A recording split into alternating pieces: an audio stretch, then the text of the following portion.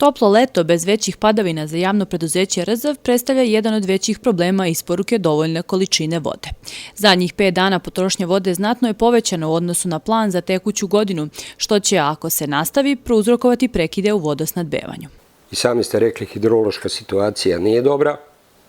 Trenutni proticaj na profilu, na pregradi Ševelj, gde mi zahvatamo vodu za fabriku, ukupan proticaj na tom profilu 1700 litara u sekundi.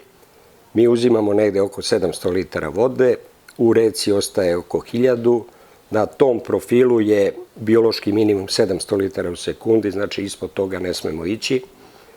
Evo, navešću primjer ovde opštine Arilje, na primjer prosječna isporuka prema opštini, prema vašem komunalnom preduzeću ovde jeste nešto iznad 40 sekundnih litara, trenutno njima isporučujemo 80 sekundnih litara, znači očigledno je da se radi o nenamenskom trošenju.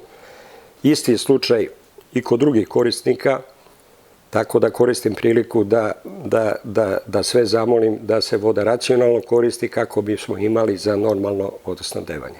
Problem vodosnadbevanja trebalo bi trajno da reši akumulacija Svračkovo, čiji radovi su uveliko u toku. Pa mi trenutno gore na brani izvodimo betonske radove u ovom najvećem optočnom tunelu, i to komplikovani deo, to je taj deo oko uboda budućeg šahtnog preliva, znači tog vertikalnog dela koji će se nalaziti u samoj akumulaciji.